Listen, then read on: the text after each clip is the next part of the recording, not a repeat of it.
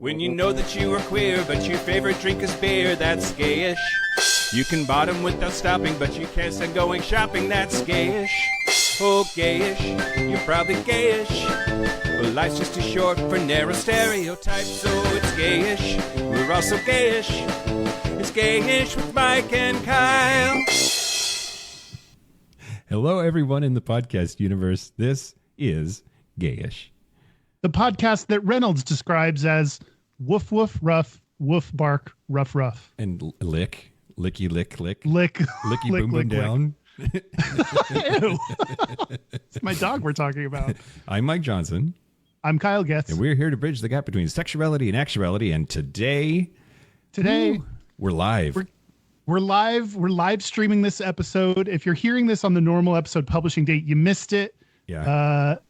That's your bad. And we like the people that joined us on the live stream better than you. Yeah, exactly. You might be dead to us. And I don't know. I hope you realize what you've done.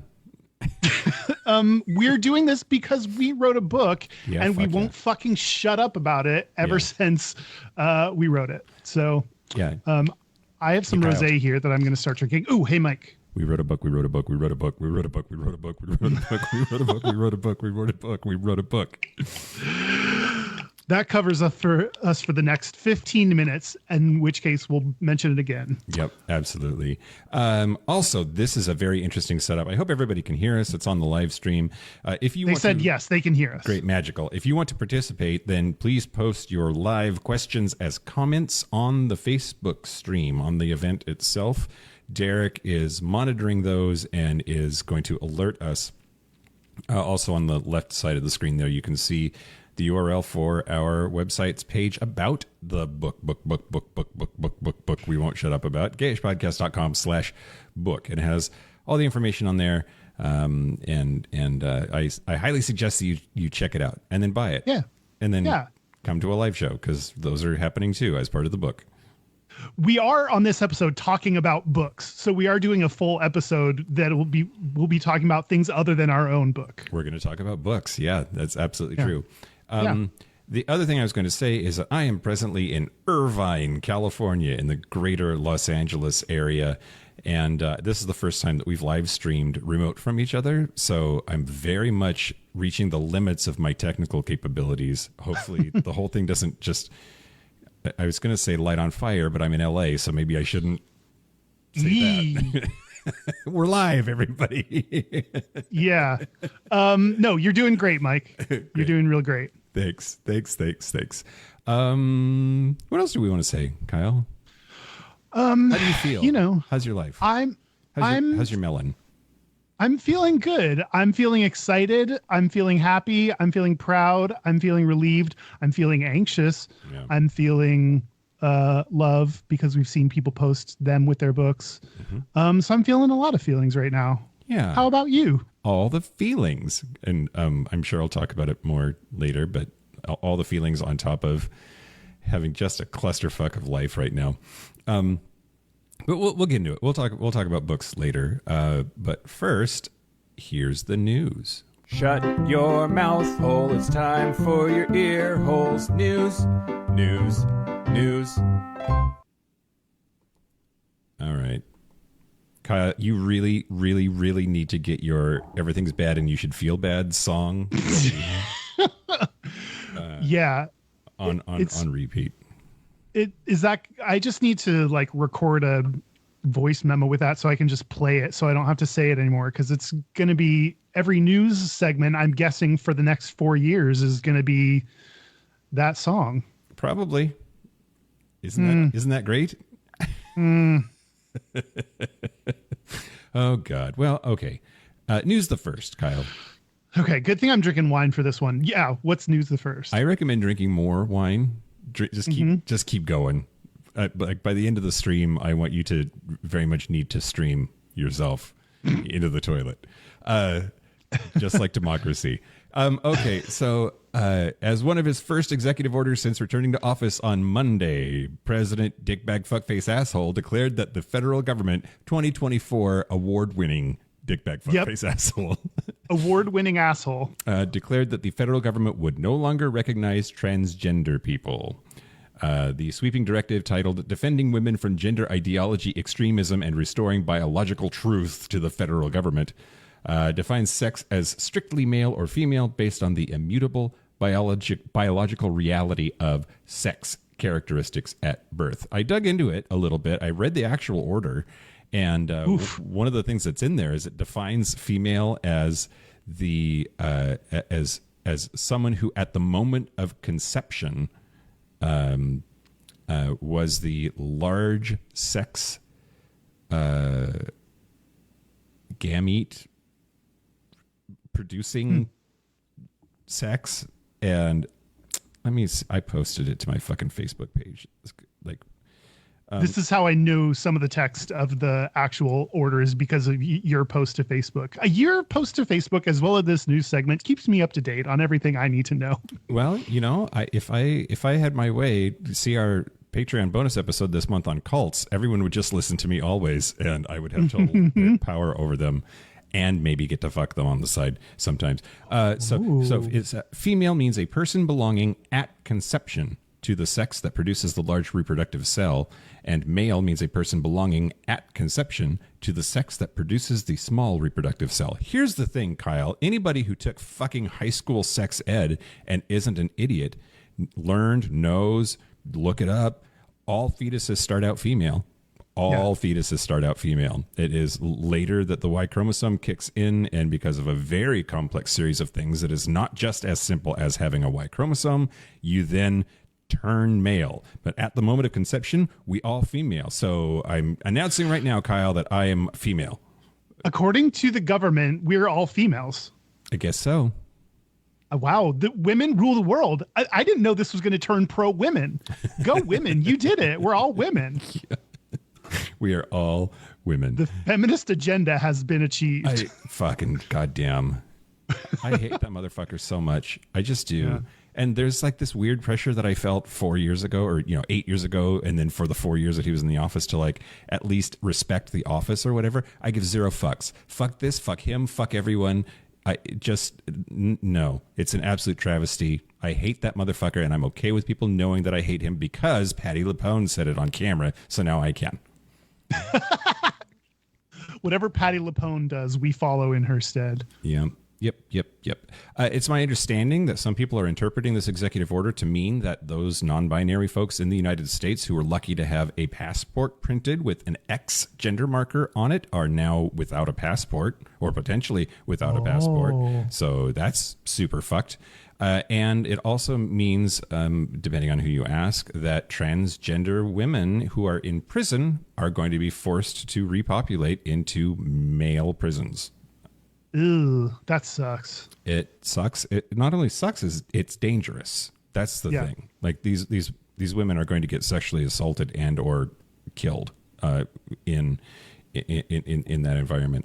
I'm so sorry. I'm so sorry, everyone, that apparently like fourth grade biology is how we make decisions now. It's embarrassing. I am very sorry. And I told myself I wasn't going to cry on our live stream, but hey, whatever. Hey, whatever. That's going to be how you end up every news segment from here on out. Oh God, it's just the worst, Kyle. Yeah. Just the worst. News the second. Oh, great. Do you have more? Do you want to? I don't have to move on that quickly. We can sit in this shit pot. No, please move on. Well, whatever you say next isn't going to help, so I don't know what we're doing. Yeah, go on. Will you please move on? Okay, news the second. There's a dude named Dirk Daner. Do you know who that is? I do not. Sounds like a porn name. He is a co-founder of the Tom of Finland Foundation, which those cartoons and drawings of Tom of Finland, of like the hypermasculine dudes with like extreme hypermasculine characteristics that are part of the drawing. Like, yeah, they're all leather dudes usually. Dudes with bulgy muscles and giant dicks and like wearing all kinds of leather, stuff like that. Anyway, he announced on a Thursday Facebook post that he is stepping down as the nonprofit's president and had submitted his resignation to the board of directors, which they then accepted. It's all because pictures surfaced where he is seen wearing various Nazi symbols on different occasions. It's as bad as I thought. Yeah, uniforms with Nazi symbols, and then some reports that he also has used like racist and white supremacist language before.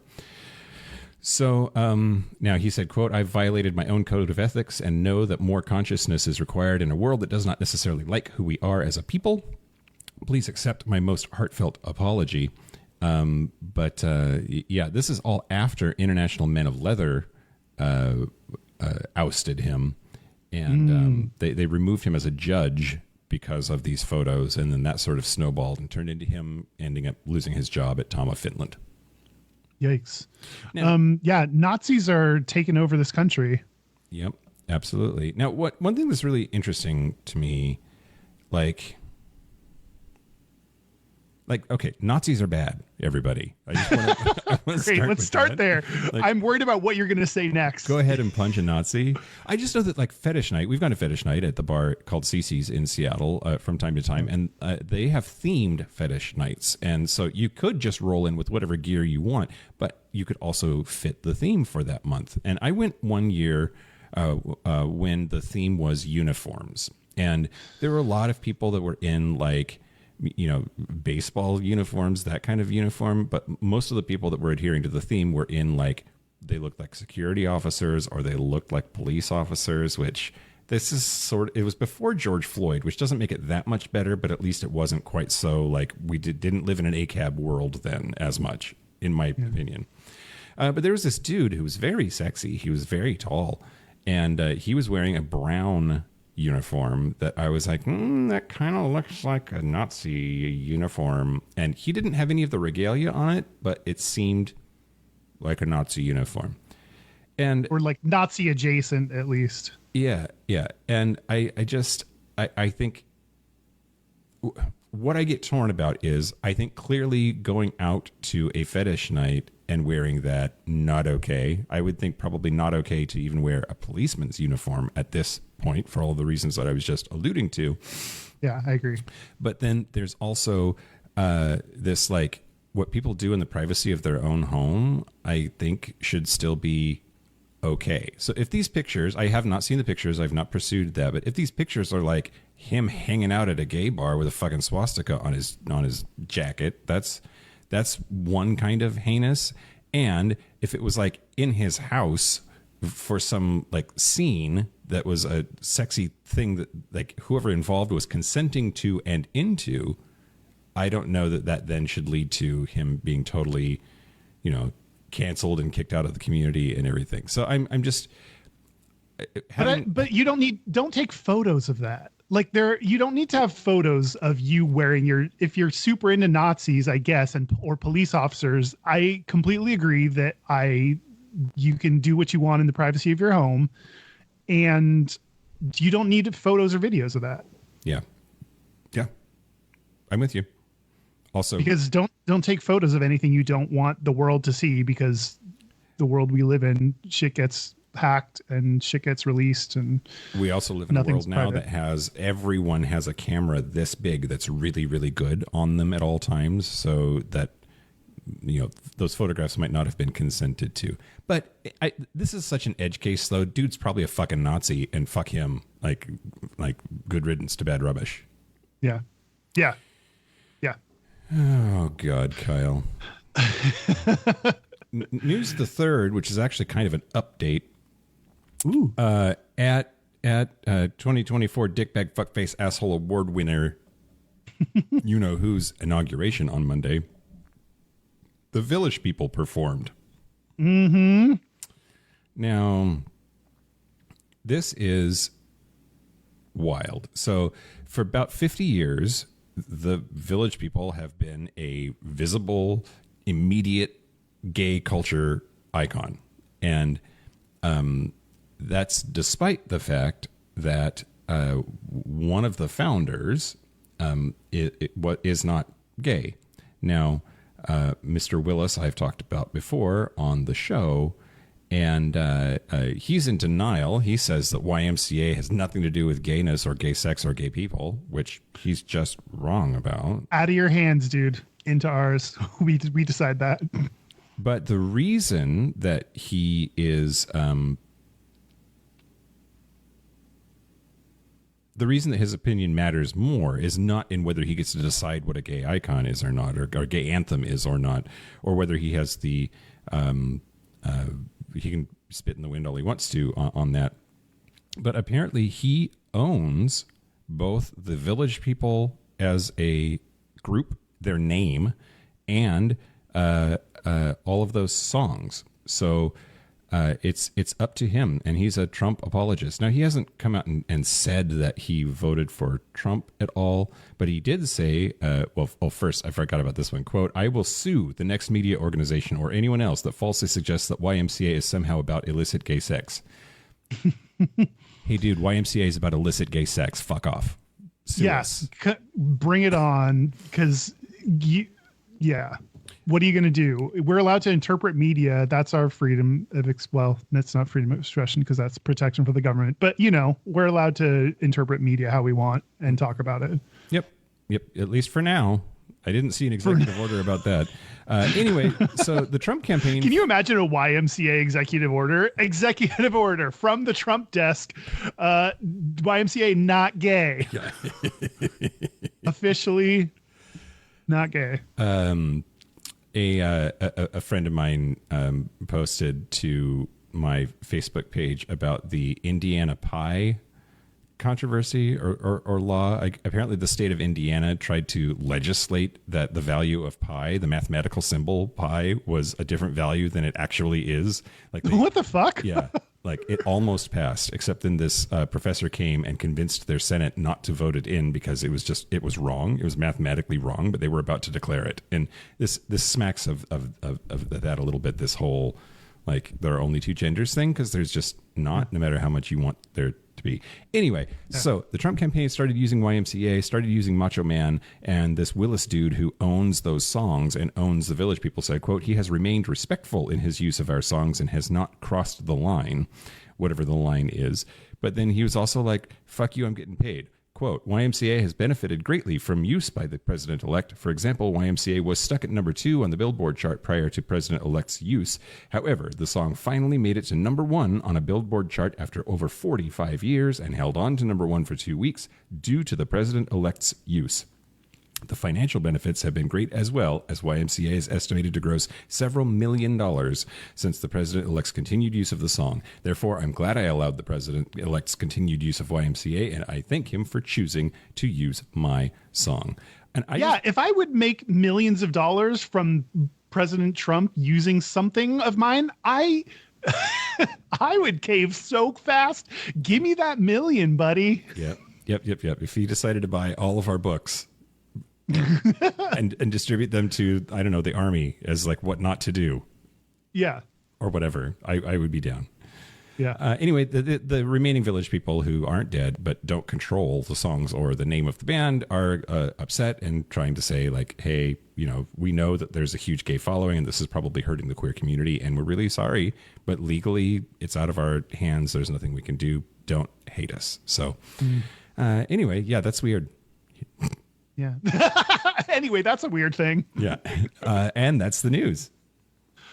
Speaking of weird things, I want to thank the people that signed up for our Patreon. Thank you to Knox Sutterfield. And thank you. Knox is a hot name. Good for you. And so too, Patrick. Yeah. Thank you to Patrick. Too. That's true. All our Patreon members are probably really hot because you have to be really hot and full of money and full of grace and poise and dignity to be a Patreon member. In fact, let's not confuse the cause and effect relationship here. If you want to be hot, give us your money. Exactly. And that's the only way. Don't go to the gym. Cancel your gym membership. Give what you would have paid your gym to us, and that'll pay for it. If you want ad-free episodes a day early, if you want to use Mike's hole, use my hole. If you want bonus content, like this month, as Mike mentioned, we did a bonus episode about cults. You can go to patreon.com/Gayish podcast. Cults. Jesus. Did it say? As we discuss on the episode, apparently I say cults weird to where you think it's the football team, but cults. Yes, well done. Jesus. All right, Kyle, do you want to talk about books?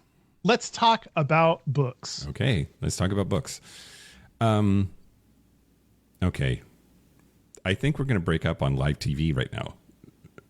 Oh my God. Are you going to do it? Kyle, what is a book? Okay, this is actually not a terrible question because there's different sizes of things are called different things. So there's like a certain page number that books are on average. I don't think, is there an exact definition of how many pages it has to be a book? No. And in fact, most definitions that I have found just say that it needs to be pages that are sewn together on one side so that they open like a book opens. And that's what distinguishes them from like scrolls or other kinds of bindings. Mike, do you think this is, I just want to know, do you think this is helpful or interesting? No, it's not. Okay, then I think there's a new criteria I'm going to set for anything we talk about on the podcast. Okay. You got to ask yourself, is this helpful or interesting? And if no, then we can't talk about it. Okay, well, it does lead into the next thing I want to talk about, though.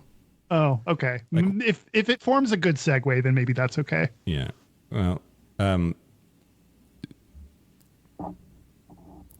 books didn't really become mainstream until like the printing press was invented, right? And then that's when they became like available. Like people could buy them because there were enough of them. The cost came down enough that like it was reasonable for a normal person, Industrial Revolution forward, to like have a book in their home. And literacy rates went way up too. It wasn't just a religious function anymore.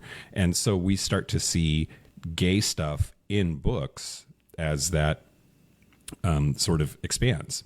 And I'm sorry, are we doing the history of books? We're doing the history of books, Kyle. Okay, sure. But more importantly, of gay books. So the reason that it's important to ask the question, what is a book? There is a magazine called the Gay and Lesbian Review Worldwide, and it is a literary magazine about literature that did a reader study, a reader survey. And the question that they went after was, what was the first gay novel? That was what they were trying to ascertain by going to their readership. And they discovered immediately two big problems. The first was that the concept of a book is hard enough to pin down, much less what a novel is. What makes a novel a novel? That might have something to do with page count. I'm not sure.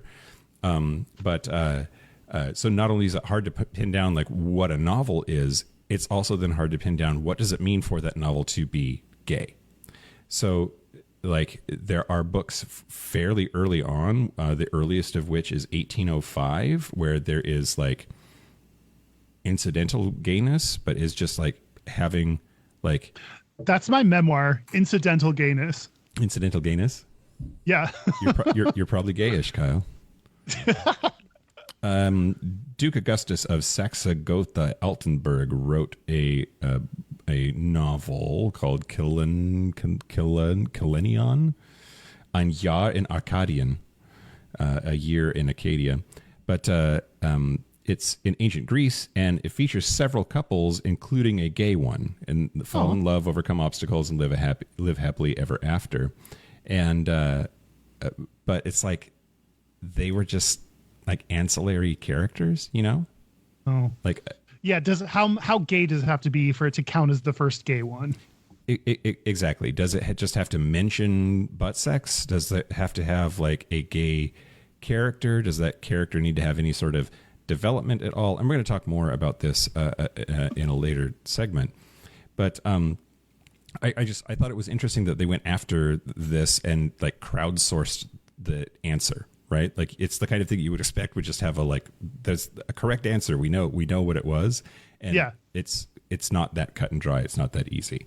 There are 3 books. The number 1 book that was chosen by that survey is called Maurice by E.M. Forster. And it's wild and might not count, in part because it was written in 1913, but then he revised it in 1932, revised it again in 1952, each time changing the ending. And because he didn't want it to be published, it wasn't published until after he died in 1971. So technically it's a 1971 book, but he wrote it in 1913. Should that count? Does that count? I think the publishing date is what counts, because as I've now learned as a published author, that's all that matters. As a published author. As a published author. So the plot summary of that book, Maurice Hall, who's a 14-year-old boy, discusses sex and women with his prep school teacher, Ben Ducey, just before Maurice progresses to his public school. And he makes it clear that he just doesn't understand why getting married to a woman would be the goal of life. Yeah, I get you. I get you, Maurice. He returns home and he learns that George, who is this boy that he used to play with, and that George doesn't live there anymore. He went home and George has moved on, and he becomes heartbroken and doesn't know why, and is trying to figure out, why do I feel like this?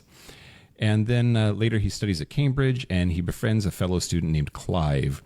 And Clive introduces him to the ancient Greeks, and we know that the Greeks had lots of butt sex. Oh, yeah. And so then this is interesting. This is from the Wikipedia synopsis. Quote, after a short time, the two began a romantic but completely platonic relationship. Wait. Those 2 words seem at odds to me. Yeah. So apparently it was that he and Clive, Maurice and Clive, were like functionally a couple in that they did everything together and spent all of their time together and did things that romantic couples do, but that did not include sex. That did not include making out or banging. And I think that's pretty interesting. I don't know if that would be as confusing today. Right. We have like labels for things, like maybe they were asexual but not a romantic, and like we have like various labels that could explain identities, I feel like, better today than we ever have before. Mm-hmm. Yep, absolutely. Well, so they eventually Clive says, hey, Maurice, I'm sorry, but I'm heterosexual and I'm going to get married to a woman. and Clive is devastated, and they break up, and Maurice has to figure out like what to do with that. So he does a bunch of weird jobs that don't make a lot of sense, but he eventually comes... Hand jobs, blow jobs, many jobs. Well, he works at a Christian missions boxing gym for working class boys, which that was probably a lot of like eye candy that I don't know was going to help Clive or Maurice get over Clive. Yeah. Yeah. Like signing up for wrestling in high school, like that wouldn't help. Yeah. But he comes to terms that he could never be with Clive because he's heterosexual, and so it just wasn't meant to be, and so he eventually processes that and gets over him. But not really, because he makes an appointment with a hypnotist and asks him to hypnotize him and cure him of his gayness. Aww. The hypnotist's name is Mr. Lasker Jones, and he says that you have congenital homosexuality, and I can cure about 50% success rate people who undergo hypnosis so that they don't feel this way. It says after the first appointment, it is clear that hypnotism has failed. Still like that dick. So anyway, he has a couple of other like paramours, and then Mr. Forster wrote like 3 endings to this thing, and so there's like almost a choose your own adventure of what happens to Maurice, depending on which version of the book that you read, But he said that he didn't want that to be released until he was dead, and so they didn't. He died in 1970, and they released it in 1971. And it's interesting too, I think, because I think he was straight. Huh. He had a bunch of gay friends, but and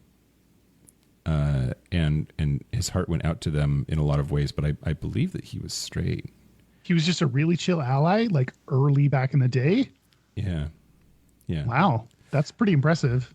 Yeah. Anyway, that is arguably the first gay novel. And I thought it was pretty interesting. The other options were The Portrait of Dorian Gray, which we've talked about on the show a couple of times, but I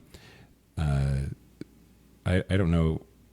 I don't know if, have you read it? Are you familiar with it or the no? Well, so Oscar Wilde wrote it, and it has a bunch of homoerotic overtones to it.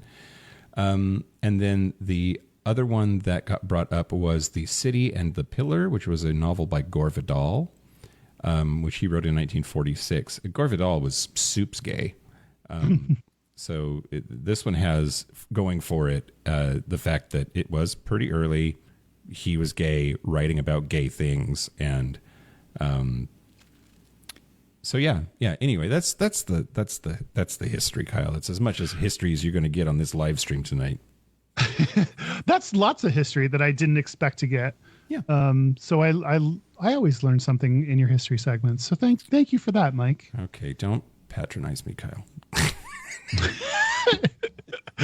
Man, I'm such a sarcastic person that I can't even sound earnest without coming across as patronizing. Okay, I'm going to talk about more current things. I'm going to move over to book bans.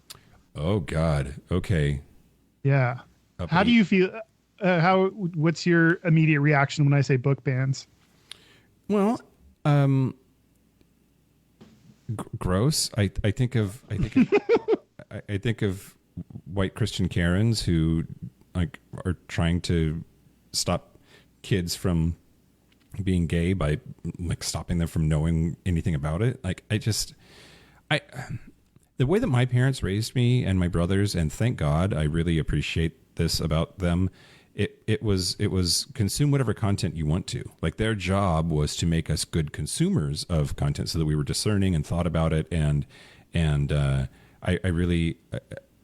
am so firmly on the side of I don't give a fuck what it is. If a kid wants to read it, let them. And yeah, but that's just me. There are a lot of parents that can't handle that. Yeah, I think especially these days where information is so readily available that you're not going to stop your kid from finding information. You can try, you can ban stuff, you can tell them not to do stuff, you can set rules, you can set parental controls on stuff, but they're going to find ways around your parental controls. They're going to do shit they're going to get it from a friend. They're like, I feel like kids are going to find information. They're smarter at you than with technology. And I think you're totally right that making them good consumers of information is the more important goal. I'm not a parent. I'm a dog parent. I don't have to worry about that with Reynolds. The worst thing that he consumes is some poop in the bushes. I mean, when he consumes a novel, he consumes it. Like, nom. Exactly. The dog ate my homework. Okay. In 2023, this is all data that I have from 2023 from the American Library Association, which seems like a pretty good authority on book stuff. They said that there were 4,240 unique titles that were targeted for removal or restriction from libraries and schools. Ugh. That seems like a shit ton of books to me. That is, and it is, because that is up 65% from 2022. What's that heavy sigh for? Just we're losing the culture war, and it's very upsetting. There are always setbacks in the culture war, but I think we're in a moment of setback, but I don't want to cast too much of a like dark shadow on what's happening right now. You want to like it sucks, and I don't want people to stop feeling that, but I also feel like we're making forward progress in the bigger picture, and I don't want to take away from that either, you know? Mm-hmm. I don't know. Anyway, public libraries, the places that these came from, public libraries had a 92% increase in challenges, and school libraries had an 11% increase. So these are mainly coming from public libraries. This is the highest total number of targeted books since the American Library Association started collecting data more than 20 years ago. 47% of the titles targeted were about either the LGBTQ community or people of color. Yeah. And what's even worse is everything was caveated by the fact that this data is just a snapshot of the true data. It is likely that this data is underreported because it's not all censorship attempts are like captured or covered by the press. So anyway, the American Library Association president, Emily Drabinski, says, quote, libraries that reflect their community's diversity promote learning and empathy that some people want to hide or eliminate. Libraries are vital institutions to each and every community in this country, and library professionals who have dedicated their lives to protecting our right to read are facing threats to their employment and well-being.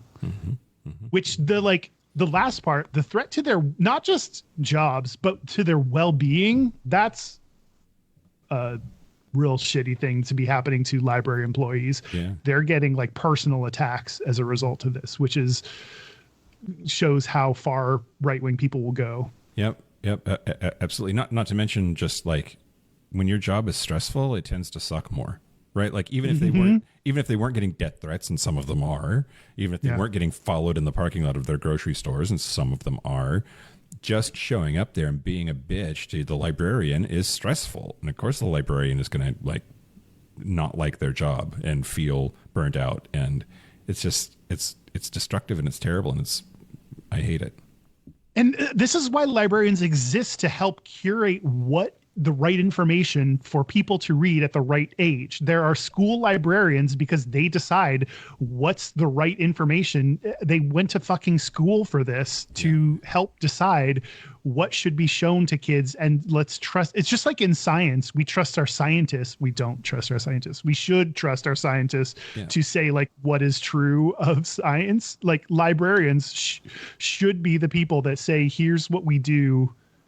Like, here's what kids can read. Yeah. Here's the right age for them to read it. I mean, I think that's what the spike has come from, is just the right's hatred of expertise, right? Like they don't want facts that contradict the way that they want to feel. They want to stick their fingers in their ears and have the world be the way that they think it should be.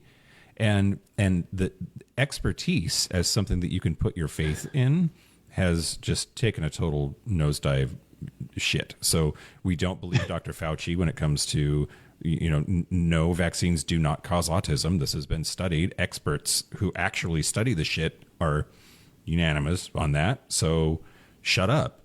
And instead of confronting that belief, they then decide that, well, experts must be wrong, or that's just a different kind of faith, or whatever the conspiracy theory horseshit they want to come up with, so that they don't have to actually like bend to expertise. That person, like you just said, went to school for this. A master's in library science is required for most head librarian positions that I've come across anyway. And like that, it means that they are an expert in how to curate a collection, how to make sure that it meets the needs of whatever constituency they are servicing, what is appropriate for children at what ages, and all of that is solidly in their skill set. That's what they went to school for. Let them do their fucking job, Karen. Like, yeah, absolutely. I think back to what's a male Karen? I don't want to be like, there's some misogyny in there that I want to get rid of. Oh, I think a Chad is already a thing. What does a Chad mean? Yeah, Chad's not going to like PTA meetings and yelling at the librarian. I don't think. Like, it's. I just Googled on Urban Dictionary. That's a phrase that doesn't make sense. I looked up on Urban Dictionary Chad, and the first thing it says is the region between the balls and the arsehole. No, that's your chode. And this, not according to the Urban Dictionary, it's Chad. A Chad is all of these definitions say it's the space between your perineum. Maybe this is regional, Kyle. Maybe. Interesting. Is that what the UK maybe thinks? I don't. Chode. I thought a chode was like a dick that was like thick, really but thick. Like little. Yeah. No, I've read that too. This is not what this segment's about. I agree that we don't trust our expertise, like our experts in fields anymore. And that's a shame. The top 10 books that have been targeted for removals or challenged are the following. Number 1 is genderqueer. Apparently this is, I think, the third year in a row that it's the number 1 book challenged for LGBTQ content and claims that it is sexually explicit. Number 2 is All Boys Aren't Blue for LGBT. Okay. The sexually explicit thing, that's so wild to me because we've seen over and over and over again, just saying the word gay, they believe to be sexual. Like it's automatically sexual and it's sexually explicit. Like the mere existence of like, hey, those two dudes are married. They're like, it's sexually explicit. Well, again, I guess we can use words whatever way we want to and have no consequences for being wrong. Right. Yeah.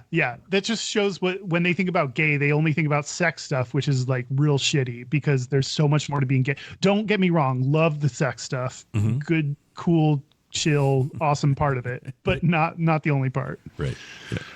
Yeah. Number 2, All Boys Aren't Blue for LGBT content and sexually explicit. Number 3, This Book is Gay for LGBT content. Sex education, which that should be a reason to keep a book in a library, not remove it. But whom am I? And sexually explicit. Number 4, The Perks of Being a Wallflower for LGBTQ content. Rape, drugs, profanity, and claims of sexually explicit. And number 5 is Flamer for LGBTQ content and claims of sexually explicit content.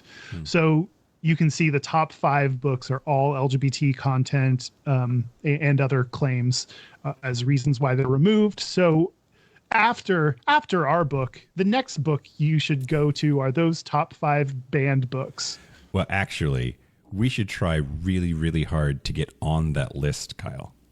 If our book was on that list, that would be the biggest promotional technique because there's like people have like challenged book weeks where they or like removed restricted book week or whatever. Like people promote these list of top 10 restricted books, and absolutely it would be a joy to be on that list. If you're listening to this, please put on something ill-fitting and bad shoes and go to the next meeting and demand that you're probably gayish.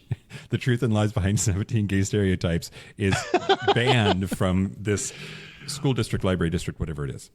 Yeah, well, you have to start by going to it's a process. You have to go to your library, request to check it out when it becomes available so that they know that you want the book and that they'll order it, and then write an email to the million moms and be like, can you believe this book is in the library, and try to get them to challenge it. Yes. Do a long string of really challenging activities to help us promote our book. You know, we should send a copy to every single one of those million moms, since there's really only like 30 of them. Oh, yeah. It would be a really cheap endeavor because, there are not that many of them. Yeah, totally. Oh, my God. We should send every winner of the Dick Bag Fuckface Asshole Award a copy of our book. We could do that. Yeah. And ever since we decided that we wanted to do, or I don't know if we actually like formally decided it, but like discussed the idea of doing an honorary like kind of award, I really want to do that every year. That where you and I just decide who it is. I guess Derek can have a say. The Lifetime Achievement Award. Yeah, exactly. Yeah, I'm here for which that. we know which we know that this year's is going to Anita Bryant. Shit, get your shit together, Mike. Okay. Yeah. Mike. I'm sorry. We're live. We're live. Here we are live. Mike, I bought a new computer and the camera is like, apparently it's fancy to where if I move, the camera moves, and it's really distracting me because I'm watching myself as I talk. Yeah. Oh, now it won't do it because you were talking about it. I heard you. Oh, there it goes. Okay. Wow, it's like magic, Kyle. This is riveting. The future. No, let's do another 20 seconds of me moving back and forth. Sure. Why not? Yeah. I believe in you. That's what I got. What you were going to talk about the Vito Russo. Yeah. Well, okay, so we've talked before, I think, about the Bechdel test, which was put together just as a benchmark for understanding representation for women in movies specifically. And it's very simple criteria of like there has to be a character who is a woman who has a name and talks to another woman about something other than a man. Right. If there's a character that fits all of those criteria, then you like green flag, you passed the Bechdel test. The other woman doesn't have to have a name? That's a good question. I don't know. I don't think so. Maybe. Oh, that's such a low bar. The only one named character. Two female characters who have a conversation about something other than a man. Some versions of the test also require that those two female characters have a name. Oh, okay. People, though, have taken that rubric and applied it to other kinds of media, other kinds of fiction, whether that be musicals or television shows or indeed books. And have you seen the Lord of the Rings where it's just any scene that matches the Bechdel, that fits the Bechdel test? Are there any? I don't think it's a 5-second. It's a 5-second clip. It's hilarious. Well, and people have said that Tolkien might have been gay or latently homosexual or asexual, maybe, because it's all dudes. Like women are almost never around, and when they are, there's like no sex in any of those books. There's not even like sexual how attraction. I live my life. Yeah, I get it. So then there's the Vito Russo test that started to pop up. So Vito Russo, who is best remembered as the author of The Celluloid Closet, which we watched the film together and spoke about it on was it X-rated movies? Yeah, X-rated movies. Yeah. An early. That's a deep cut. That's season 1 Gayish. Yeah, and it's not even our own it's someone else's podcast that we showed up on, so you got to be a real dedicated fan to know that. Yep, absolutely. But so he wrote The Celluloid Closet talking about the very complicated history that gay people and gay representation has had with Hollywood over the years. And so the Vito Russo test, which was created in 2013 by GLAAD, had three requirements, 3 criteria. Number 1, it has a character that is identifiably lesbian, gay, bisexual, and or trans. Number 2, that character is not defined solely on the basis of their sexual orientation or gender identity. And 3, the character is critical to the plot. In other words, quote, the character must matter. Yeah, you couldn't cut out all their scenes and it'd be fine. Right. And so it's interesting because there are good examples of books that pass the Vito Russo test. Some of which were suggested to me include The Song of Achilles by Madeline Miller, which is a reimagining of the story of Achilles and Patroclus, gay, focusing on a deep bond. Number 2, Giovanni's Room by James Baldwin. James Baldwin, a known early faggot of writing, explores the themes of love and identity through the relationship between an American man and an Italian bartender in Paris. Number 3, The Price of Salt by Patricia Highsmith, which has it's a groundbreaking portrayal of a lesbian relationship. Number 4, Middlesex by Jeffrey Eugenides, a Pulitzer Prize-winning novel that delves into the complexities of gender identity and family history. I started that book and didn't finish it, and just like me with Crime and Punishment. Yeah, well, that motherfucker's long. That's a long beast. Yeah. Yep. But it's a good book. I want to find my copy and go back and read it. And then number 5, The Miseducation of Cameron Post by Emily M. Danforth, which is a story about a young girl who's sent to conversion therapy camp. Now, what I thought was interesting was there was a person who was critiquing there are books that are like super important to gay literary history that don't actually pass the Vito Russo test. And the number 1 on the list that I found was The Picture of Dorian Gray, which we just talked about, Oscar Wilde's novel. And they said, quote, while it includes a homosexual protagonist, the character's identity is central to the plot, and the story revolves around his moral corruption. So it's that second criteria there of like, it can't be the only thing about them. Oh. And same thing with Giovanni's Room by James Baldwin. That was in the first list of books there, but some people say that it doesn't pass the Vito Russo test because they are defined by their sexual orientation, and the plot focuses heavily on their struggles with that identity. And then the last one on this list was The Hours. A lot of people like to say that The Hours it passes the Vito Russo test, or is good for representation, but it doesn't pass the Vito Russo test. It intertwines the lives of 3 women, one of whom is a lesbian, but the LGBT character's storyline is not central to the overall plot. She doesn't matter. No. Isn't that Nicole Kidman's in that? The show version? The movie version. Yeah. No, she's in the book version. Nicole Kidman just shows up in the book. You never know. You never know. Anyway, that's the Vito Russo test. I think it's interesting to me that there are ways to sort of say what representation matters and what kind of representation matters, and having a way to sort of evaluate that is pretty interesting to me.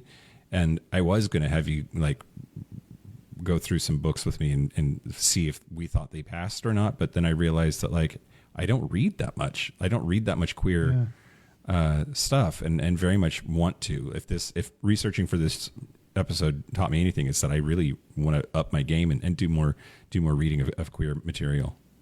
We haven't talked yet about our own reading habits. Why do you think it is that you don't read that much queer stuff?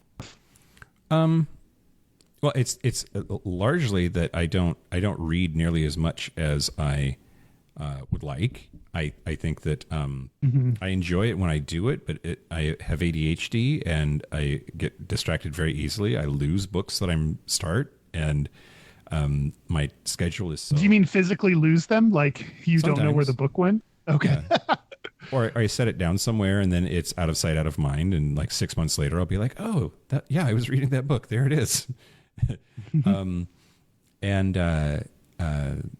my schedule, it's hard to carve out time for that, between the job and the podcast and traveling for work and a relationship and a house. Like I don't know when I would do it. It's just a matter of priority, though. There's always minutes in the day. There's always hours in the day if you can just prioritize things. I don't know. How about you? I don't read as much as I want to. And I think part of this is true of all of my media consumption. I feel like I've had a blocker, like the bit of things that I read, gay things that I read, or even like watch TV shows or movies, like make me disappointed in myself, because as a writer, I feel when I watch good gay shit, I'm like, oh, I am really better because I'm comparing myself to the things I consume. So like people will often recommend to me like, oh, here's this really great gay book. You'll love it. And it's like, well, you don't know. Just because it's gay doesn't mean I'll necessarily like it. And also, I've been struggling to consume gay media, so I don't know. It's a weird, hard thing to. I don't know. Yeah. Yeah. Yeah. I get it. I get it. I mean, I think give yourself some grace, right? I know how hard that is. Like betterhelp.com/gayish, everybody. Like, you have to sort of, you're doing your best, you know, or you're doing what you can. And, yeah, I don't think you're a bad author, Kyle, or if you are, then we both are. It's true. You're inexorably tied to me now. Mm-hmm. Mm-hmm. Sorry. No. Okay. I'm going to tell you about LGBTQ representation in publishing. Tell me. During a 12-month period ending in October 2023, sales of LGBTQ fiction titles totaled 4.4 million units, which means nothing to me because I have no idea like what I would expect the total number of units to be. But that is up 7% from the last year and up 200% from 4 years previously. So that checks out, right? I think. Don't people love gay stuff now? I guess so. Well, apparently people love young adult stuff. So young adult books have been the backbone of the growth. In 2022, sales of young adult books with LGBTQ characters grew by 1.2 million units over the previous year.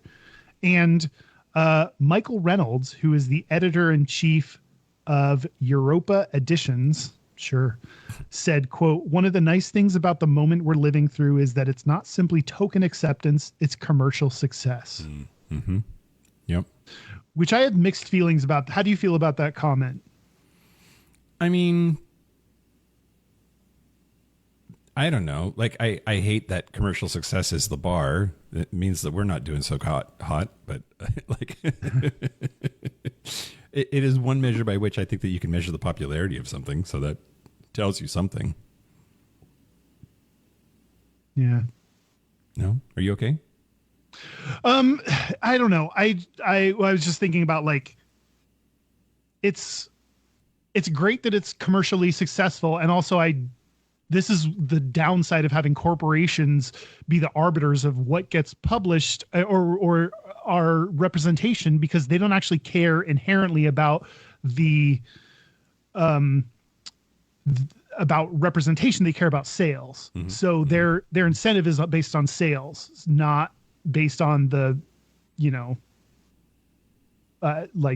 not based on achieving equality for LGBT people, or whatever. It's a slightly different version of the talk that we've had a couple of times of like straight actors playing gay roles, right? Of like, you might get a gay person to actually play the role, but if they aren't a big name, then will anybody go see the movie? Like Ryan Reynolds plays gay is going to get, it's going to be a box office smash because he's hot or whatever, but also a name that everybody knows. So you can either get your movie made and have it be successful with a straight actor in there or not, but we still get the benefit of the representation of a gay character, hopefully.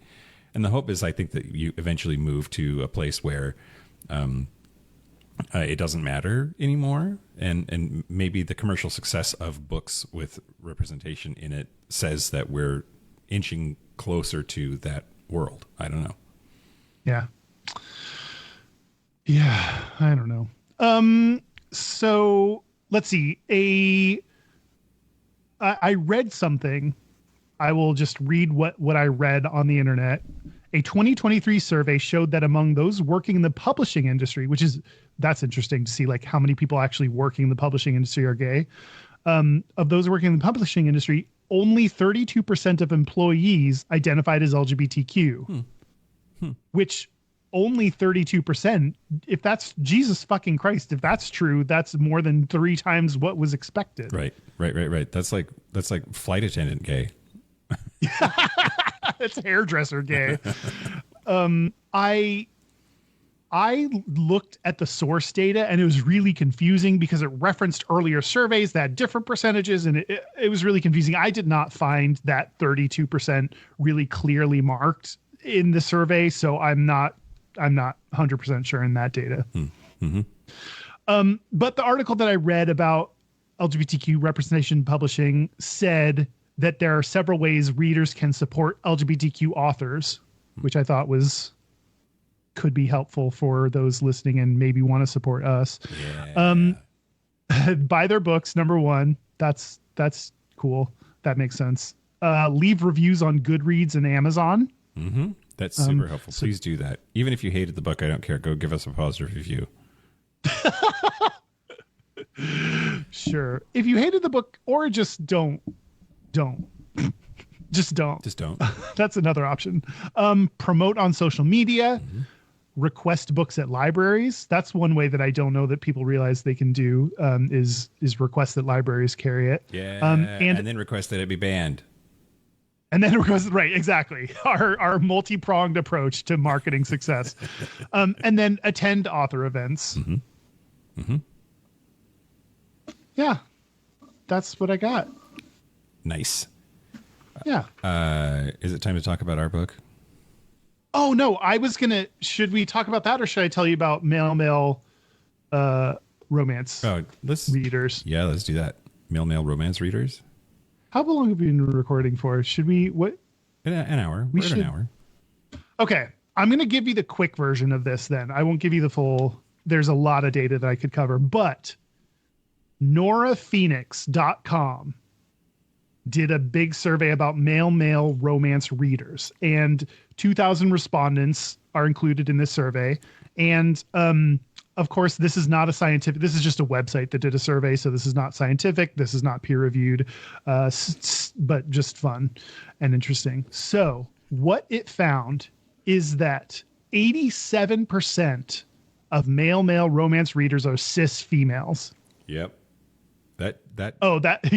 You seemed totally casual about that number. I mean, that was going to be my guess. I mean, there's also like some crazy high percentage of gay romance novels are written by women also. It's like written by women for women, but gay dudes are the sexual vehicle. So that'll checks out for some reason. Yeah. I love a good sexual vehicle. Agreed. And here's the breakdown of the orientation. 56% are straight, which a majority of, like, I know, like, some lesbians watch like gay porn, as we saw in the L Word. But majority of them being straight is really interesting. 56% were straight. 9 6% were demisexual, 6% were asexual, and 3% were gay. Wow. That's not a lot of gays reading these gay ass books. If we are the target demographic, you are missing the mark, right?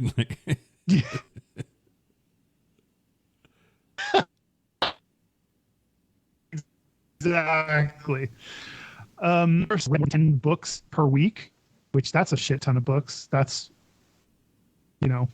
averaging more than one a day.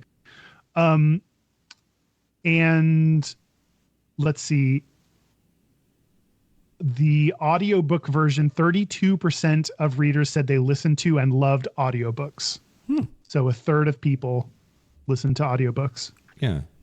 Which I kind of figured that that's just how everybody gets their books these days, but we'll see. Yeah, we will see. Yeah. That's all I wanted to say. So we can talk. Well, we got a listener comment that Logan Benton said, quote, "The Bible was pretty gay, to be honest," which that's absolutely true. Absolutely true. Is that the first book that was gay? I don't think so. I mean, there are no gay characters. There's no gay. Doesn't pass the Vito Russo test. It does. Well, also to call the Bible a book is sort of the wrong. It's incorrect. It's a bunch of books, right? It's like an anthology or whatever. And they're books that were supposed to be in the Bible that didn't make the cut, and there's like it's not a book. I reject book as the word for the Bible. Wow. As books, it's the books of the Bible. Anyway, it's fine. It's fine. Yeah, let's talk about our book. I think we're having maybe technical difficulty too. You're like spazzing out for me. Thanks. I am too for me as well. Thanks. Sorry, everybody. Or maybe it's your internet. I don't know. I think it might be my internet. Yeah. Okay. So I made us a new. This is a new. That's if you're on the live stream, that's the cover. That's the cover of our book, everybody. You're probably gayish. The reason lies behind 17 gay stereotypes. So, gayishpodcast.com/book is where you can get it if you're interested. And I don't know. Why did we do this, Kyle? Why did we do this? I think we put out a weekly podcast where we are forced to, in a short amount of time, look up information about a certain topic and then kind of talk about it, which hopefully we correct ourselves enough to know, for people to know that we will often say stuff wrong or have to fix stuff later. Like that's the nature of doing a weekly show that you prep for. And I think it was really interesting to be able to take a little bit more time with us, to sit with it a little bit longer. And more time in it. And instead of you doing the history and me doing that, and I do this and you do that, like you cover the entire thing about it. I think that was a really interesting process that helped me dive deeper into different stereotypes. And we were able to then compile a list of, some of the top gay stereotypes into a book and make it available that way. Yeah. And what do you think? Why do you think we did this? Well, because someone asked us to. No, we've been. Was it me? Was I someone? Yeah. I was so nervous going into this. Like I talk about that in the book actually a little bit, that like, you write a lot. You're a writer. That's a thing that you do. And that's not necessarily my thing. For the same reason I don't read a lot. I was worried that I wouldn't be able to contribute enough. And it was scary, but I think it made a lot of sense for us to do it. And I'm proud of it. If people haven't seen it or heard anything about it, there's a quiz that we have you take, and we give you gay points. So you go through and it's multiple choice. There's 17 questions, and then you get a score. But then there's a chapter about every single one of those questions. Every question is about a singular stereotype, and we go into why we scored it the way that we scored it. I think it's a really, I really like that as a format. It created a structure for us to work in, and I think it's a fun thing. So yeah. Yeah, and then every chapter there are 17 questions, and every question then turns into a chapter. So the first question will then turn into chapter 1, and then we'll tell you how to score that question, and then tell you why we're scoring it that way. Yep. Would it be okay if I just like read the preface or part of the preface? Because it explains a lot of like why we did this. And the preface: how gayish are you? So this is right before the quiz in the book. We're here to bridge the gap between sexuality and actuality, and we're also here to write a book. The whole experience is surreal. The path we took to get to this point has taken the better part of 15 years. When we met in 2008, we both worked for met as colleagues at a gay employee resource group event, and have been friends ever since. Just friends, by the way. We've seen each other go through so much life in that time. We've watched each other date, find boyfriends, move in, have fights, break up, move out, get married, get divorced, have surgery, struggle with mental health, gain weight, lose weight, have STIs, change jobs, be unemployed, do yoga, drink too much, do drugs, deal with sick parents, go to funerals, stay up late watching YouTube, sleep too much, have insomnia, change medications, worry about money, make questionable fashion choices, struggle to select furniture, install light fixtures, endure brain magnets, host parties, be absolute sluts, tip go-go boys, laugh until it hurt, fuck up cooking dinner, write songs, make movies, play video games, and lie to ourselves. If friendship means showing up, we've done it for sure. In the spring of 2017, we had the bright idea to start a podcast. You all are here. Thank you. We had worked on creative projects in the past together, primarily digital shorts Kyle would write and Mike would help with. So when we sat down to think of ways we could work together creatively on a project, one of us, and we're not sure which, suggested a podcast. We gave it a shot. We talked a lot about wanting to explore gay stereotypes and to really send out the message that although we might have the image of what a gay man is in our imaginations, there's no wrong way to be a gay man. Neither of us have felt like we 100% fit into gay culture, and we wanted everyone like us to know that that's okay. We came up with a basic structure and bought one shitty microphone. We connected the mic to Kyle's laptop, pushed record. Mike said, "Hello, everyone in the podcast universe. This is Gayish." And coming up on 400 episodes later, the rest is history. Gayish was born. I'm going to skip forward a little bit. I said, though these 7 years of doing this show, through these 7 years of doing the show, we've talked about a bunch of stereotypes. Some of them have been surprising, others silly, yet others heavy. Slowly but surely, a little community built up around the show. Thank you again for being here, you all. And we realized that we had something to say that people were responding to. Watching that weird little family form has been one of the greatest joys of doing the podcast. So then in talking about where to take our ideas next, one logical step seemed to be to write about it. Well, a logical step to Kyle, at least. He's a writer. Mike was terrified. We pitched an idea to one publisher who agreed to start developing a book with us, but then he dropped us like a bad habit when he discovered we have an episode called Felching in our catalog. Eventually, we found a publisher that had not only listened to us, but wanted to put more queer content out into the world and liked our message and our vibe, and we're extremely grateful for that. In this book, we've tried to stick to our core values, irreverent approach, and commitment to our basic message that we're all a little gayish, even straight people. At the front of the book is a lighthearted quiz measuring just how gayish you are. However, we want to make it clear that this book and the quiz is from the gay male perspective. While we talk about all parts of the LGBTQ plus rainbow on Gayish, and we love our straight allies, and we love being allies to the queer sub-communities we aren't a part of, we realized early on when writing this book that we couldn't do this project justice if we tried to write all of the things for all of the people. We also want to make it clear that we're not doctors, psychologists, social workers, researchers, or scientists. We're just two schmoes that started a podcast. We've learned a lot about this stuff along the way, but not enough to qualify as experts of any kind. While we try to be accurate as much as possible, we've probably fucked something up. Let's be real, we've almost certainly fucked up multiple somethings. As the McElroy brothers say at the beginning of Mabim Bam, their advice should never be followed. Ditto for us. The point here is to have a little tongue-in-cheek fun, slightly less fun than tongue-between-cheek fun, and explore some very real stereotypes about gay men and their impact. Thank you for reading, and thank you for listening. Thank you for the opportunity to bring a little bit of our friendship and our message into your brains. That's why we did it, Kyle. That's what that maybe better articulates why we did it than what I said.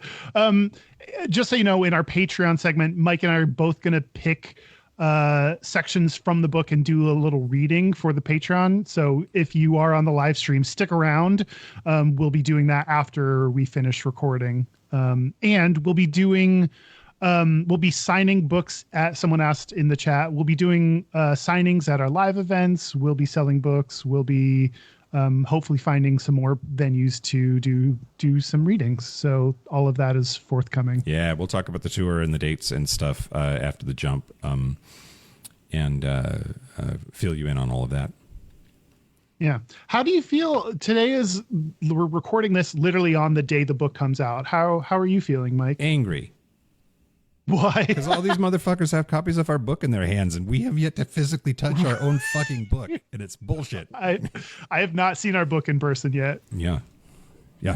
No, weird. It feels weird. It feels really weird. I think in a good way, in the best way.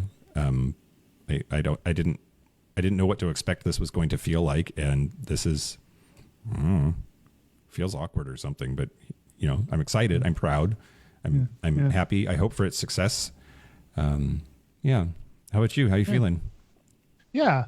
Feeling excited. I think the more we I may, after talking about gay books during this episode, I may kind of take the plunge and actually dive into more gay books, and try to see if I can remind myself that I wrote a book and not try to compare myself to other gay books, just kind of let what I did be what I did and let what other people did be what they did. So Yep. I don't know. We'll see if I can do that. There is a little bit of it's out of the bag now, forever, for the rest of time. We published a book. So there's something indelible that happened today / a couple weeks ago when people started getting them. And we talk a lot on the podcast about ourselves and a lot of personal stuff. And there's stuff that I reveal in the book that I have not talked about and will be coming on future episodes. Mm-hmm. But yeah, there's stuff I put out into the world that I normally don't really talk about. Yep. So you can count on some personal info. Yep. That's for sure. So did we do it? I don't know. I feel like when I think about gay books, the first thing I think about is book bans. So I'm glad I talked about that. I don't know. And books and the book industry is kind of gay, right? Yeah, for sure. There's something gay that's supposed to be cultured. Yep. Yeah, I agree with that. Or is gay. I feel like we didn't talk about that part a whole lot, but but I think it's hairstylist gay levels for people in the industry. There's a lot more representation than there used to be, and it seems to not be slowing down even in the headwinds of culture that we're fighting right now. I think it's gay and getting gayer. Gay and getting gayer. That's the goal of. Oh no, Kyle, you're frozen for me. Yeah, I think we did it. Okay, we did it. Great. Should we take a break? Yeah, let's. We're gonna write another book. All right, let's take a break. This is the part where Mike and Kyle take a break. So, are you ready? Yes. Okay, you didn't look ready. You were pouring wine. Oh, I could come back pouring wine. Are we back? Don't tell me what to do. We're back. We're back.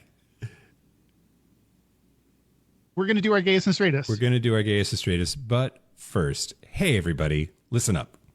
Hey, listen. Hey, listen. Listen. like that fairy in Zelda says. Sure. I'm going to talk to you about our tour. So we wrote a book. That's what this was all about. The book was available today. And we are going to be taking this show on the road to schlep books and do more live shows. And I'm super, super excited to announce most of the venues as well. So we have solid dates and times for a lot of these, with one exception at the end. All tickets. Okay, hold on. Hey, Kyle. Hey, Mike. So everybody, full disclosure, my basement flooded in not the sexy way. My basement flooded, but it was hot. My sewer main got blocked at my new house, and the entire downstairs bathroom overflowed. There was literal shit coming up the drain of the shower downstairs. It was horrific. Consequently, I'm a little bit behind on some of the things I committed to for this episode, and I apologize. One of the things that I committed to was having all of the Eventbrite links available so that you could go and buy tickets now. I will get those up by Thursday. So if you're on the live stream, you won't be able to get the tickets right this second. On Thursday, when the episode posts to the main feed, though, I will make sure that all of the links are up and available. So bear with me. Which you can find at gayishpodcast.com/ Yes, gayishpodcast.com/book. So first, we are having a live book reading and sort of a cocktail party, food and drink extravaganza. I mean, it's BYOB. No, it's buy your own booze. But, but, A Stir in Capitol Hill of Seattle. That is Saturday, February the 8th at 6 p.m. And if you don't know what A Stir is, it used to be Capital Cider. And so that's where we'll be. But we'll have meet and greet. We'll sign books. We'll do a reading and just have some fun. The rest of these are going to have live shows associated with them. Saturday, February 22nd at 1:30 p.m., we will be in Atlanta, Georgia at Round Trip Brewing. Those folks have been kind enough to get us a big spot to do our show. Saturday, March the 8th at 2 p.m. in Chicago, Illinois, we are going back to Sidetrack. We had such a fucking amazing time there for the 6th birthday tour in 2023. We said, hey, can we come back? And they were like, yes. So we said, okay, write it down. And here we are. Saturday, March the 22nd. This one confirmed today. I'm so happy. Saturday, March the 22nd at 1:30 p.m. We are going to Washington, D.C., and we will be at Pitchers. And I think maybe we should deliver Dick Bag Fuckface Assholes Award to him while we're there. Ooh, good idea. This one also was a late confirm, but it is confirmed. Sunday, April the 6th. Sunday, April the 6th. The rest of these dates were Saturdays. This is a Sunday. Sunday, April the 6th at 1:30 p.m. in San Francisco, California. We will be at Oasis. And then the weekend of April 19th, we will be in Dallas, Texas. That much is certain, but I have not yet confirmed with a venue. If you were in the Dallas area and could help me, I would appreciate it. DM me, and I'll tell you what it is that I need you to do. But yeah, that's our tour. That's going to be coming up. Super excited. It's basically every other weekend starting in a couple of weeks. We'll be doing live shows until almost May. Mike, why are we doing live shows? What do you like about live shows? I love meeting all of these fabulous weirdos that listen to this show. It is a different kind of energy. Like I love the episodes when we have guests on. I love the episodes when it's just you and I. I love the live shows because they're another completely different version of what we do. And I don't know. I'm an attention whore. I don't know. It is real fun to like hang out with people after the show because like never in my life have people waited in line to say hi to me until we did live shows. So it's really cool. Which is the very selfish reason to do it. But it's live shows are a lot of fun to like have these conversations in front of people to see what people react to, see what y'all care about, see what's funny and not funny. It's really interesting. Wild, like the shit that like people do not laugh at that I think is hilarious. But whatever. Yeah. Oh no. Do you want to do our? Oh, we need to do contact. Oh info. Yeah, contact info. Well, I also. Shit. Oh, nothing. I just messed up my life here. Before we do our contact information, I did want to also read the thank yous because I think that's super awesome. Acknowledgements. The acknowledgements part of the book, I think, is important. So there are so many people that have made Gayish the show it is today. Thank you to our producers, fucking Dan and Derek Tulleen. Thank you to all the guests who have been gracious enough to join the show, especially Patty Johnson, a.k.a. Maud Johnson, a.k.a. Mike's mom, who is one of our most frequent. Thank you to Davey Wavy for being such a strong supporter of ours and for agreeing to write the foreword to this book. Thank you to all the other LGBTQ plus podcasts for the countless hours and all the dedication you put into your show, and especially those we've been lucky enough to appear as guests on. And thank you to all our loyal listeners that are part of the Gayish agenda. Your support means the world to us, and we hope we've helped make your lives a little more gayish. Okay, fuckers. Our website is gayishpodcast.com. We are on social media at Gayish Podcast. Our hotline, you can send us text messages or leave us voicemails. It's 5855-GAYISH. That's 585-542-9474. Standard rates apply. Our email is gayishpodcast@gmail.com. Our physical mailing address is Post Office Box 19882, Seattle, Washington 98109. Quick reminder to stick around if you're on the live stream and are interested. We're going to do the Patreon segment where we're going to do a couple of quick readings from the book. Yeah. Gayest Straightest, do you want to go first? Gayest Straightest. Yeah, I'll go first. My gayest is, and this is going to be the gayest anytime I do this, refilling my Doxy Pep prescription. Oh, yeah. Mm-hmm. Mm-hmm. That's the gayest thing about me. I mean, any week that happens. You've been having a sexual renaissance lately, so like I think just keep taking them pills, girl. Watch out, Beyonce. It's my renaissance. My straightest is when I was searching on my phone for an app and I started typing GR and a couple options showed up and I did not select Grindr. I selected Grubhub. That was my choice for that night.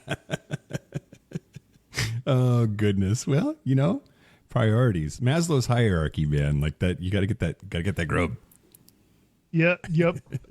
Some nights it's like, do I want to fuck or do I want to eat some Mexican food? Mm-hmm. And I can't do both. So I mean, you could, yeah, but I could. Might be ill-advised. I could. Yeah. What about you? What about me?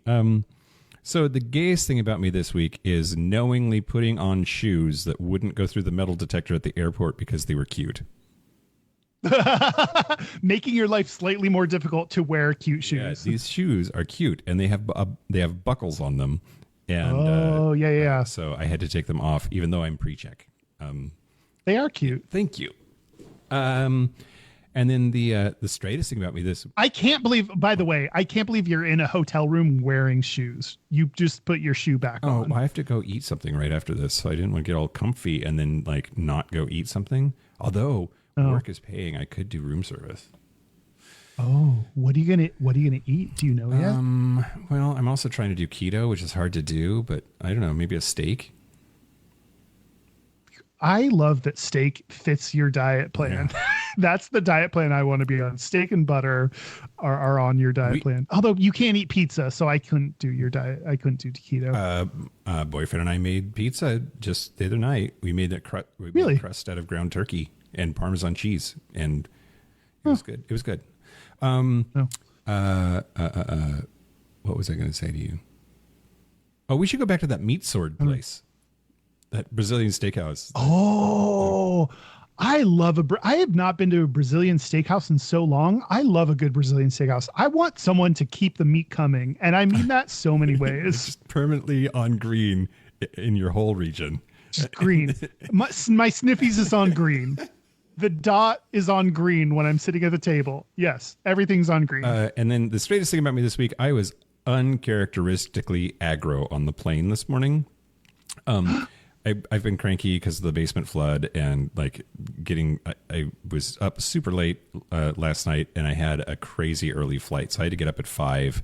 I was on like 4 hours of sleep this morning, got on the plane, found my seat, sat down, and the dude next to me, that was a weird configuration. It was 2 aisle 3 for the seats and he and I were on the 2 side. So he's in the aisle, but I'm in the window, but those seats are next to each other. And he is like full, like elbows out, like taking up the shared armrest between us and kept touching me. And I'm trying to sleep. I'm leaned back, eyes closed, and he keeps elbowing me.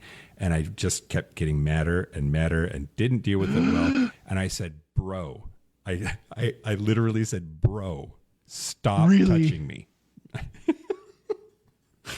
Wow. What did he say? He did this thing. He's like, oh, okay. I said, no, it's fine.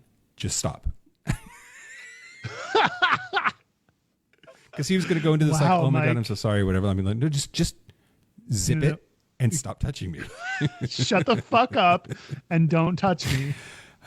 Which is the opposite of what I say during sex. Open your fucking mouth and keep touching me. Okay. That's hot. I know, right? I don't say that. We have some gayestesses and straightestesses from the live stream, which we can go through. A. Coleman, hey, good to hear from you. Gayest and straightest of the week was a twofer or 2-in-1, a 2-in-dot. I don't know. Straightest. After drinking a lot of soda, I unleashed the biggest, straightest man belch. Yeah. I do like that. Gayest. I immediately followed it with a fluttery sing-song. Excuse me. I like your reading of "excuse me" because you could have read that in many ways. But Steve Douglas, hey Steve, said Straightest did a raid run with my guild and Elder Scrolls Online. Okay. I read those words, but I didn't understand them. I understood. And you got it. My gayest is we discussed which scenes we loved in Priscilla, Queen of the Desert, and Tu Wong Fu. Yeah. Talk about gay cinema. Did those pass the Vito Russo test? Ooh. Logan Benton said, Gayest, having a girls' night with charcuterie, burlesque, and wine. Fingernail painting emoji. Straightest, joining an all-straight pickleball league. What is it? Straight people love pickleball. What is? And I've heard so. I don't know what it is. Apparently, should we do an episode on pickleball? Maybe.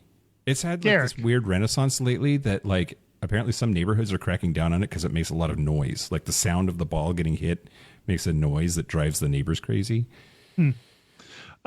James Learman says Gayest getting geared in leather to watch this live stream. Oh my God. Wow. I love that for us. And Straightest is playing with 6 different gadgets to watch, finally settling on screencasting from my phone to my big screen TV. Oh, you're watching us on the big screen. How big's my face? I know. As Mike leans in to make his face bigger. Yeah. Rudy Gardia, hey, how's it going? I found the crochet dildos in the move. They survived the move. Great. Straightest, helping a friend get his car out of impound and jumping his car because the battery was dead. Car stuff wins the game again. And Gayish, could be that this friend is my boyfriend's ex, or while we were waiting for the battery to charge, we were both on Sniffies to see how it was in the area. Team Sniffies is great. Speaking of, I'm going to read Tony Leatherboys, whose Gayest is cruising for men on Sniffies. LOL. Yep. Straightest-ish, flexing my muscles in front of the men's locker room mirror, shirtless at the gym post-workout. Okay, vids or it didn't happen. Tony, hi. Nice to meet you. So happy to read about you. Yeah. Okay. Well, thanks for being here, everybody that was on the live stream. Really appreciate it. Appreciate all of your support, of course. Stick around for the Patreon segment. We're going to do a book reading. Speaking of book, hey, please buy our book. We would really, really appreciate it. And if the tour is coming anywhere near you or somewhere that you would like to plan your vacation around, please come to the live shows. Again, I'll have all of the links up for buying tickets at gayishpodcast.com/book. Yeah. And I want to thank the following Super Gap Bridgers. Thank you to Locomotive, Simon Srirachi, Kaylee Adams, Kit Oliver, Kobe Gordon, Squoggle, Pip, Andrew Bugby, William Bryant, John Crowley, Yost Dossel, Jonathan Montañez, Forrest Nail, Steve Douglas, Explosive Lasagna, Michael Cubbington, Just Jamie, Thomas B, Dusty Sands, A. Coleman, Chris Cacciatorians, and Jerome York. Thank you for your support. Thank you for your money. That's it from the Chris Cacciatorian Studios. I'm Mike Johnson. I'm Kyle Getz. Until next week, be butch, be fabulous, be you. See you next week. Bye. And on the road, y'all.